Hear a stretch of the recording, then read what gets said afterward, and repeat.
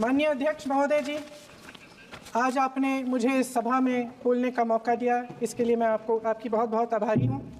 सबसे पहले जो सुरक्षाकर्मी, जो जवान अफसर 13 दिसंबर को संसद की सुरक्षा के लिए शहीद हुए, उनके प्रति मैं श्रद्धांजलि व्यक्त करना चाहती हूँ। महोदय, हज़ारों साल पुरानी हमारी देश की, धर्म की एक पुरानी परंपरा रही है। ये परंपरा संवाद, चर्चा की रही है। एक गौरवशाली परंपरा है जो दर्शन ग्रंथों में, वेदों में, उपनिषदों में दिखती है। वाद विवाद और संवाद की हमारी पुरानी संस्कृति है। अलग अलग धर्मों में भी, इस्लाम में, सूफियों में, बौद्ध धर्म में, जैन धर्म में, सिख धर्म में भी ये वाद संवाद, ये चर्चा बहस, इसकी संस्कृति रही है। इसी परंपरा से उभरा हमारा स्वतंत्रता संग्राम। हमारा स्वतंत्रता संग्राम विश्व में एक अनोखा संग्राम था, एक अनोखी लड़ाई थी जो अहिंसा और सत्य पर आधारित थी। ये वाद संवाद की जो परंपरा है, इसको इस संग्राम ने आगे कैसे बढ़ाया? क्योंकि ये जो संग्राम था, ये जो लड़ाई थी हमारी आज़ादी के लिए, एक बेहद लोकतांत्रिक लड़ाई थी। इसमें देश के किसान, देश के जवान, देश के मजदूर, देश के अधिवक्ता, देश के बुद्धिजीवी, चाहे किसी भी जाति के हों, चाहे किसी भी धर्म के हों, चाहे किसी भी भाषा को बोलते हों, सब इस स्वतंत्रता संग्राम में शामिल हुए। सब ने हमारे देश की आज़ादी की लड़ाई लड़ी।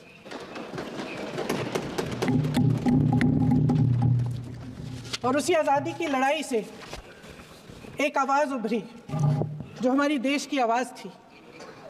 वो आवाज़ ही आज हमारा संविधान है। साहस की आवाज़ थी, हमारी आज़ादी की आवाज़ थी, और उसी की गूंज ने हमारे संविधान को लिखा और बनाया। ये सिर्फ एक दस्तावेज नहीं है। बाबा साहेब अम्बेडकर, मौलाना आज़ाद जी, राजगोपालाचारी जी और जवाहरलाल नेहरू जी और उस समय के तमाम नेता, जैसे आपने कहा, इस संविधान को बनाने की जो कार्य में सालों के लिए जुटे रहे। हमारा संविधान इंसाफ, उम्मीद, अभिव्यक्ति और आकांक्षा की वो ज्योत है जो हर हिंदुस्तानी के दिल में जलती है। अध्यक्ष महोदय, इस ज्योत ने हर एक भारतीय को यह पहचानने की शक्ति दी कि उसे न्याय मिलने का अधिकार है, कि उसमें अपने अधिकारों के लिए आवाज़ उठाने की क्षमता है, कि जब वो आवाज़ उठाएगा तो सत्ता को उसके सामने झुकना पड़ेगा। इस संविधान ने हर एक देशवासी को ये अधिकार दिया कि वो सरकार बना भी सकता है और सरकार बदल भी सकता है। ये ज्योत जो हर हिंदुस्तानी के दिल में जलती है, उसने हर हिंदुस्तानी को ये विश्वास दिया कि देश की संपत्ति में, देश की दौलत में, संसाधनों में उसका भी हिस्सा है, कि उसे एक सुरक्षित भविष्य की उम्मीद का अधिकार है, कि देश बनाने में भी उसकी भागीदारी है। उम्मीद और आशा की ये ज्योत मैंने देश के कोने कोने में खुद देखी है। उन्नाव में मैं एक रेप पीड़िता के घर गई, उसे जलाकर मार डाला था। वो शायद 20-21 साल की होगी। हम सब के बच्चे हैं। हम सोच सकते हैं कि अगर हमारी बेटी के साथ बार बार बलात्कार हुआ और फिर जब वो अपनी लड़ाई लड़ने के लिए गई तो उसको जलाकर मार डाला गया होता तो हम पर क्या बीतती। मैं उस बच्ची के पिता से मिली। उसके खेत जलाए गए थे, उसके भाइयों को पीटा गया था, उसके पिता को बाहर से, घर के बाहर घसीट कर मारा गया था। उस पिता ने मुझे बताया कि बेटी, मुझे न्याय चाहिए। मेरी बेटी अपने एफआईआर को दर्ज करने के लिए जब ज़िले में गई तो उसको मना किया गया। अगले ज़िले में जाना पड़ा उसे। वो रोज़ सुबह 6 बजे उठकर तैयार होकर अकेली अपने मुकदमे को लड़ने के लिए अगले ज़िले में ट्रेन से जाती थी। उसके पिता ने मुझे कहा कि मैंने उससे कहा, बेटी अकेले मत जाओ, छोड़ दो ये लड़ाई। लेकिन उसकी बेटी ने उसको जवाब दिया कि नहीं पिताजी, मैं अकेली जाऊंगी, मैं लड़ूंगी, ये मेरी लड़ाई है, मैं इसको लड़ूंगी। ये लड़ने की क्षमता, ये हिम्मत उस लड़की को और करोड़ों भारत की नारियों को हमारे संविधान ने दी। आगरा में मैं अरुण वाल्मीकि के घर गई। अरुण वाल्मीकि पुलिस स्टेशन में काम करता था, सफाई का काम करता था। आप सोच सकते हैं हमारी तरह उसका भी परिवार था। नई नई शादी हुई थी, 2-3 महीनों का बच्चा था। पुलिस स्टेशन में चोरी हो गई। चोरी का इल्ज़ाम उस पर लगाया गया। उसके पूरे परिवार को उठाकर पुलिस स्टेशन में ले गए। आप हंस रहे हैं, लेकिन ये गंभीर बात है। गंभीर बात। शर्म करो, शर्म। अरुण वाल्मीकि को पीट पीट के मार डाला, उसकी बीवी को पीटा, उसके पिता के नाखून निकाले, उसके पूरे परिवार को पीटा गया। जब मैं उस जवान महिला से मिलने गई जो अभी अभी विधवा हुई थी, तो उसने मुझे कहा कि दीदी, हमें सिर्फ एक चीज़ चाहिए, हमें न्याय चाहिए और हम इस न्याय के लिए लड़ते रहेंगे, चाहे कुछ भी हो जाए। ये हिम्मत उस महिला को हमारे संविधान ने दी। संभल के कुछ लोग आए थे हमसे मिलने, जो मृतकों के परिवार के सदस्य थे। उसमें 2 बच्चे थे, अदनान और उजैर। आप सुनिए। उसमें 2 बच्चे थे, अदनान और उजैर। एक बच्चा मेरे बच्चे की उम्र का है, दूसरा उससे छोटा 17 साल का है। दर्जी के बेटे थे। दर्जी का एक ही सपना था कि वो अपने बेटों को पढ़ाएगा, लिखाएगा। एक बेटा डॉक्टर बनेगा, एक बेटा भी सफल होगा दूसरा बेटा भी अपने जीवन में सफल होगा। उनके पिताजी हर रोज़ उनको स्कूल छोड़ते थे। उस दिन भी स्कूल छोड़ने के बाद अपनी दुकान में चले गए। उन्हें पता नहीं था कि विवाद हो रहा है। उन्होंने भीड़ देखी, घर आने की कोशिश की तो पुलिस ने गोली से मार डाला। वो 17 साल का बच्चा अदनान मुझसे कहता है, वो 17 साल का बच्चा अदनान मुझसे कहता है कि मैं बड़ा होकर डॉक्टर बन के दिखाऊंगा, मैं अपने पिता का सपना साकार करूंगा। ये सपना, ये आशा उसके दिल में हमारे संविधान ने डाली। अध्यक्ष महोदय, हमारे देश के करोड़ों देशवासियों के संघर्ष में, अपने अधिकारों की पहचान में, इनकी कठिन से कठिन परिस्थितियों से लड़ने की अपार हिम्मत में और देश से न्याय की अपेक्षा में हमारे संविधान की ज्योत जल रही है। मैंने हमारे संविधान की ज्योत को जलते हुए देखा है और इसके साथ साथ ये भी समझा है कि हमारा संविधान एक सुरक्षा कवच है। एक ऐसा सुरक्षा कवच है जो देशवासियों को सुरक्षित रखता है, न्याय का कवच है, एकता का कवच है और अभिव्यक्ति की आज़ादी का कवच है। दुख की बात यह है कि मेरे सत्ता पक्ष के साथी जो बहुत बड़ी बड़ी बातें करते हैं, इन्होंने इन 10 सालों में यह सुरक्षा कवच, सत्ता पक्ष के मेरे साथियों ने ये सुरक्षा कवच तोड़ने का पूरा प्रयास किया है। संविधान में सामाजिक, आर्थिक और राजनीतिक न्याय का वादा है। ये वादा एक सुरक्षा कवच है जिसको तोड़ने का काम शुरू हो चुका है। लैटरल एंट्री और निजीकरण के जरिए ये सरकार आरक्षण को कमजोर करने का काम कर रही है। अगर लोकसभा में ये नतीजे नहीं आए होते तो ये संविधान बदलने का काम भी शुरू कर लेते।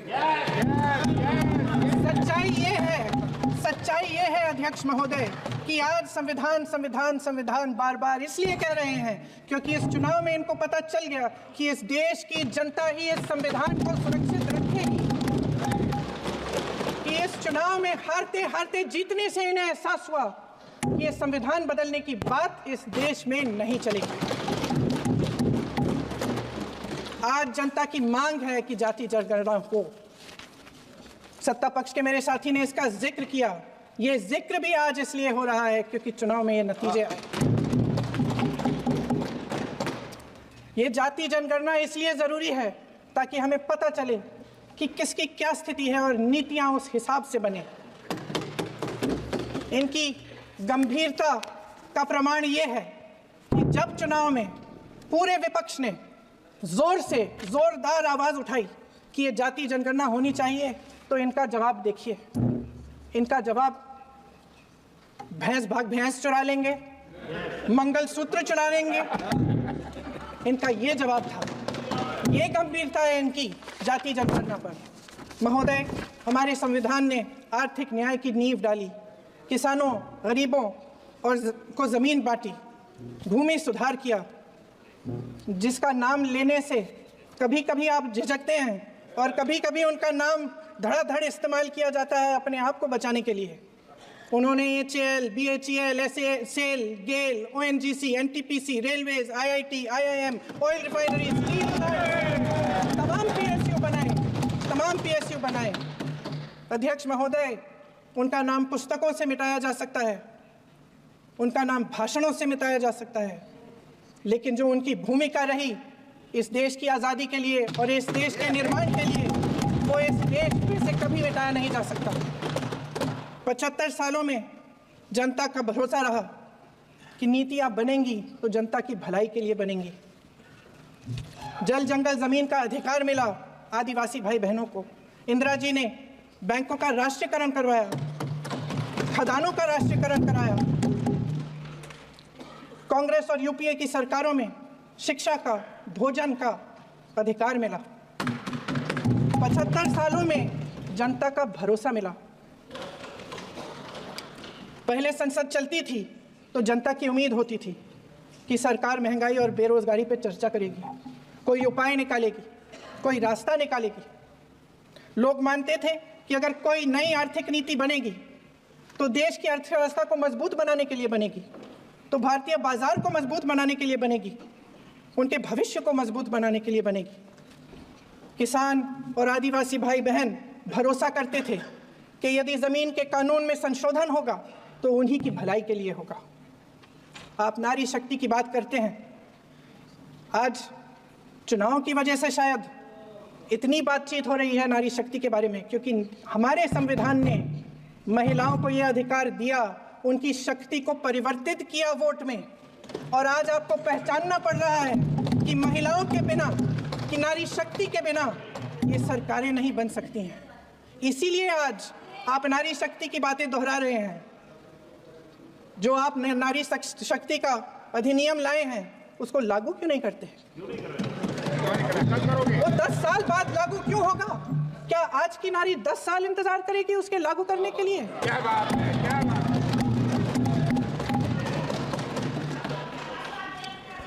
आज संसद में बैठे हुए सत्ता पक्ष के मेरे साथी ज्यादा से ज्यादा अतीत की बातें करते हैं। 1921 में क्या हुआ, कब हुआ, नेहरू जी ने क्या किया। अरे वर्तमान की बात करिए, देश को बताइए आप क्या कर रहे हैं, आपकी जिम्मेदारी क्या है? कि सारी जिम्मेदारी जवाहरलाल नेहरू की है। अध्यक्ष महोदय जी, ये सरकार आर्थिक न्याय का सुरक्षा कवच तोड़ रही है। आज संसद में बैठी ये सरकार बेरोजगारी और महंगाई से जूझ रही हमारी जनता को क्या राहत दे रही है? कृषि के कानून भी बड़े बड़े उद्योगपतियों के लिए बन रहे हैं। सही MSP को छोड़िए, DAP तक नहीं मिल रहा है।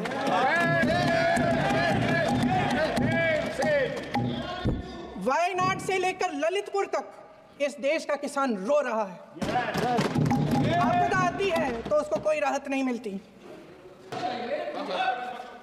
देश देख रहा है, देश देख रहा है कि एक व्यक्ति को बचाने के लिए 142 करोड़ देश की जनता को नकारा जा रहा है। सारे बिजनेस, सारे संसाधन, सारी दौलत, सारे मौके एक ही व्यक्ति को सौंपे जा रहे हैं। सारे बंदरगाह, एयरपोर्ट्स, सड़कें, रेलवे का काम, कारखाने, खदाने, सरकारी कंपनियां सिर्फ एक व्यक्ति को दी जाए।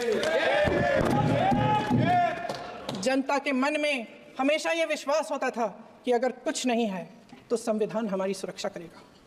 मगर आज आम लोगों के बीच ये धारणा बनती चली जा रही है कि सरकार सिर्फ मुनाफे के लिए चल रही है। देश में बहुत तेजी से गैर बराबरी बढ़ रही है।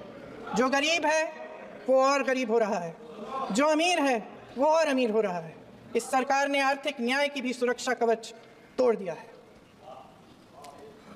राजनीतिक न्याय की जब बात होती है, मेरे सत्ता पक्ष के साथी आज खड़े हुए और तमाम गिनती करने लग गए कि ऐसा हुआ वैसा हुआ 1975 में जो हुआ, तो सीख लीजिए ना, आप भी सीख लीजिए।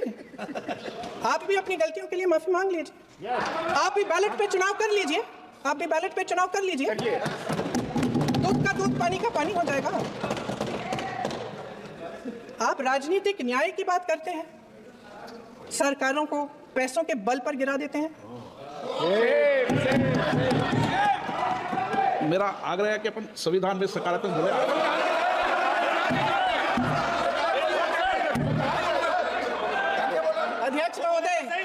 अध्यक्ष महोदय, सत्ता पक्ष के हमारे साथी ने एक उदाहरण दिया उत्तर प्रदेश की सरकार का, तो मैं भी एक उदाहरण दे देती हूँ।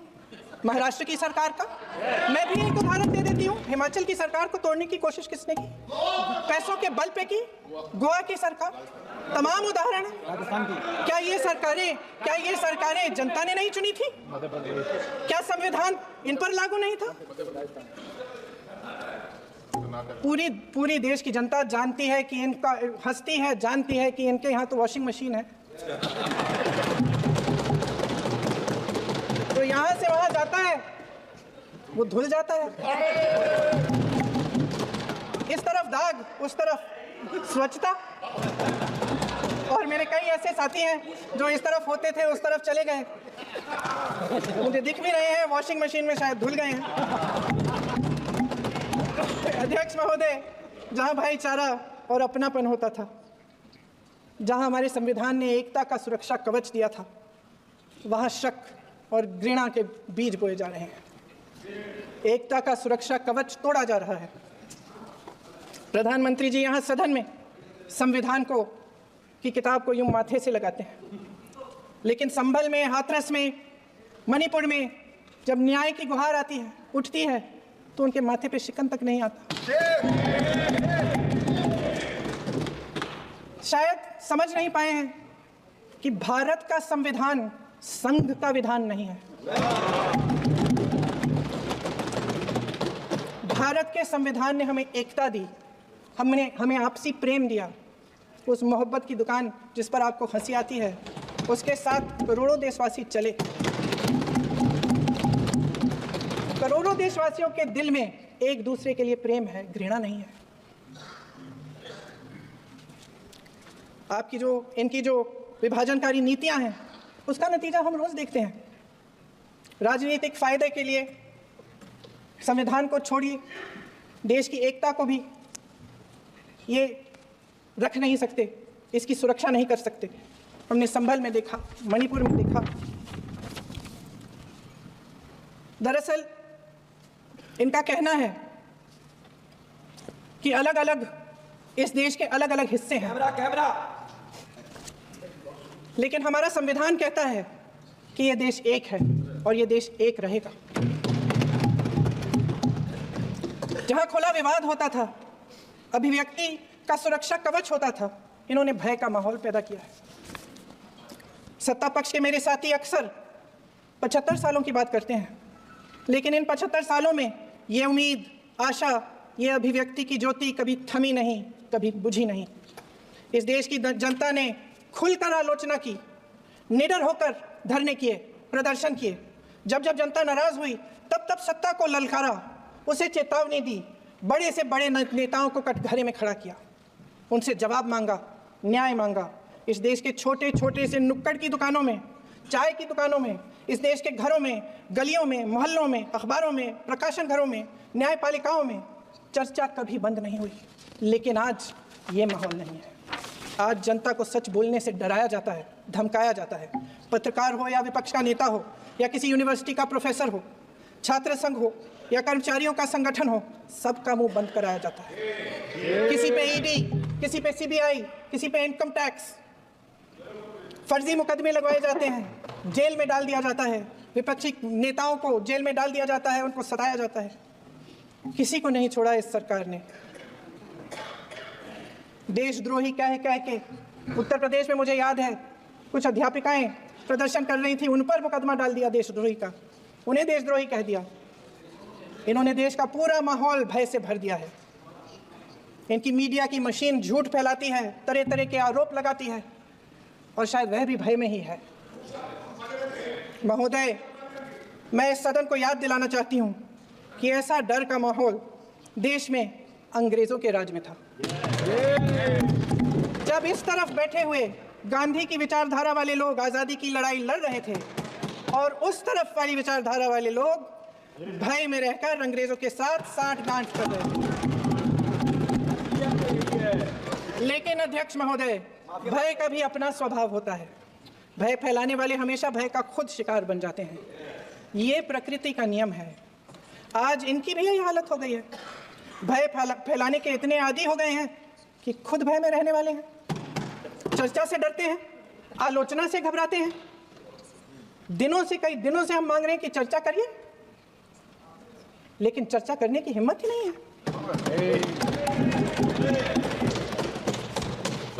एक कहानी होती थी अध्यक्ष महोदय, शायद बचपन में आपने भी सुनी होगी। राजा भेष बदलकर बाजार में आलोचना सुनने जाता था। ये सुनने जाता था कि प्रजा मेरे बारे में क्या कह रही है, मैं सही रास्ते पे चल रहा हूँ कि नहीं। लेकिन आज का राजा, भेष तो बदलते हैं आज के राजा, शौक तो है उनको भेष बदलने का, लेकिन न जनता के बीच जाने की हिम्मत है और न आलोचना सुनने की। महोदय, मैं तो सदन में नहीं हूँ।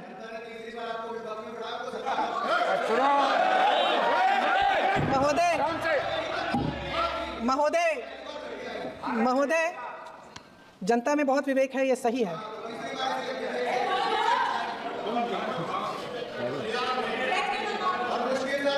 अच्छा महोदय, मैं सदन में नहीं हूँ। कुछ, हाँ ठीक है, मैं सदन में नहीं हूँ, मात्र 15 दिनों से आ रही हूँ। लेकिन मुझे ताज्जुब होता है कि इन 15 दिनों में इतनी बड़े इश्यूज हैं, इतनी बड़ी बातें हैं, प्रधानमंत्री जी मात्र एक दिन के लिए शायद 10 मिनट के लिए दिखे हैं। बात यह है अध्यक्ष महोदय जी कि ये देश भय से नहीं, साहस और संघर्ष से बना है। इसको बनाने वाले देश के किसान, जवान, देश के करोड़ों मजदूर और गरीब जनता है। संविधान इनको साहस देता है। मेहनती मिडिल क्लास है।